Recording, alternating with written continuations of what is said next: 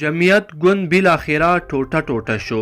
د جمعیت ګوند په رهبرۍ کې څنګه تغییرات راغلل؟ صلاح الدین رباني ولې له چوکۍ څخه لرې کړای شو؟ عطا محمد نور یې پر ځای باندې څوک وټاکه؟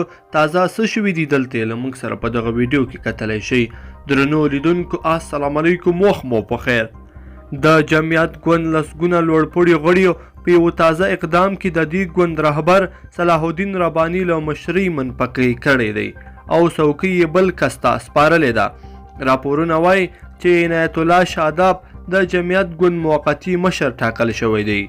د دې راپور له مخې په دې غونډه کې چې د عطا محمد نور په کور کې د جمعیت ګوند د مهمو غړیو په شمول د دغه ګوند د مشرتابه 40 غړو پکې ګډون کړی و، د صلاح الدین رباني له برطرفۍ سره موافقه وشوه. ظاهرا ښکاریږي چې د دې پریکړې تر شا د بلخ د پخواني والي عطا محمد نور لاس دی، ځکه نور پر خپله فیسبوک پاڼه باندې دننه جمعیت ګوند کې د ځینو مهمو پریکړو یادونه کړې وه.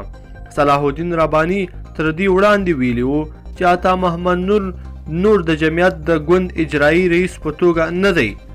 عطا محمد نور زیاته کړې چې لاندیني کسان د وروستۍ پریکړې ملاتړ کوي.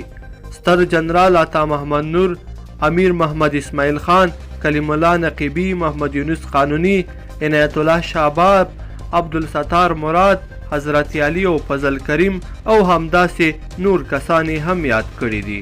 لیدونکو په دې هیله چې دا ویډیو به مو راسره تر پایه پورې کتلی وي. که مو ویډیو خوښه شوې ویډیو لایک کړئ د سره او چینل هم سبسکرایب کړئ.